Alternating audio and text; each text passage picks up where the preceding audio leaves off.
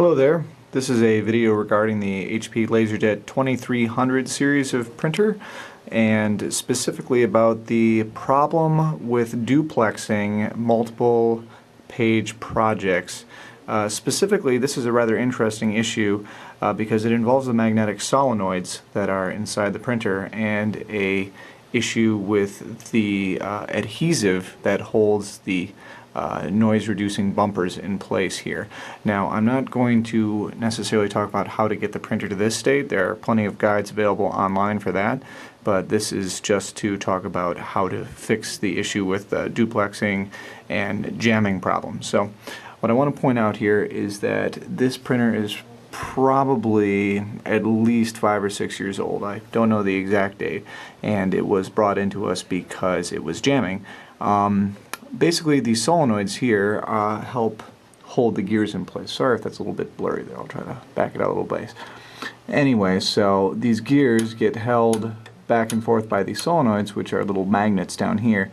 Now, originally, when HP sells these, there's a little tiny bumper that basically prevents that noise there. But over the years, that bumper gets worn down, and then all that's left stuck on the metal is just the adhesive that originally held the bumper in place. And you can already probably tell where I'm going with this.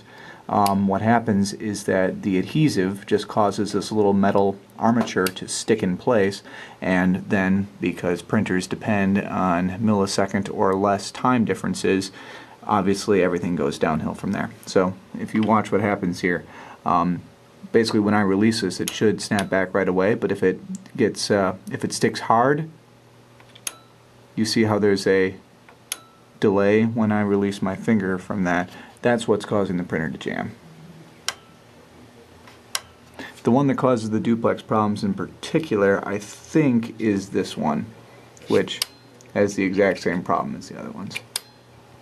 So, we have to remove those solenoids. Once you have the solenoid removed, just one screw down there should do it. What you can do is remove the spring from the solenoid that holds the armature in place.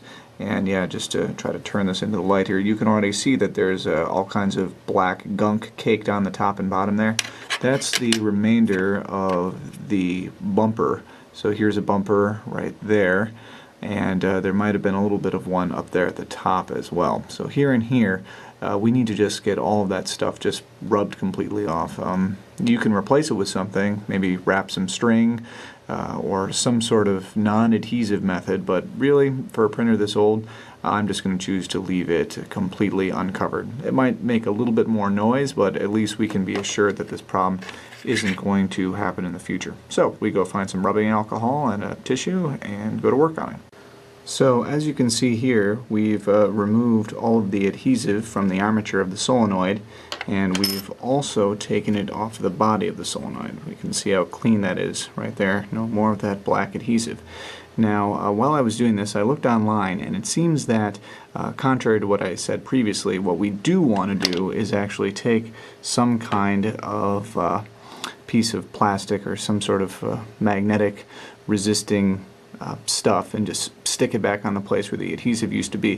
The reason for that is that a lot of times people just clean that off like I was planning on doing, and they don't replace it, and then there's a problem with residual magnetism from the solenoid. So it fires, it causes the metal to still be slightly magnetic, and then you have the same jamming and timing issues because, once again, all it takes is a microsecond of delay and then the printer will jam. So what I'm going to do is I'm just going to stick a little piece of tape back onto there, and I probably can't do that while I'm holding the camera, so I'll just demonstrate again when it's back. Now, as you can see, that's what it looks like with my little gray piece of electrical tape stuck on there.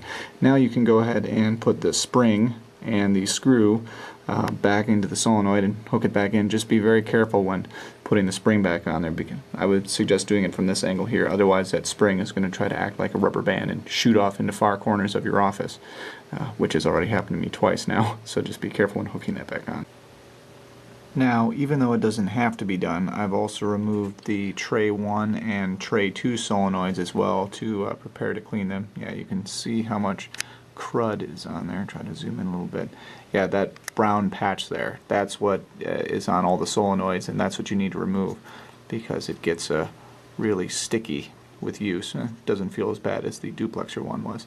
But yep, that is the main cause of the sticking issue. So we'll get those cleaned off and hopefully things will work. Once you've taken care of the other two solenoids for tray 1 and tray 2, right before you put it back on, go on and give it a try. You should be able to press on the armature really hard and still not have it stick at all. So that should mean that, of course, the adhesive, thanks to the little electrical tape I put on there, it's not going to pose a problem, and we're not going to have any issues with residual magnetism either. By the way, if anybody knows where this part goes to, I think it fell off of the network card box at some point, so I don't think it's anything important, but if you know where it goes, please let me know. Thanks.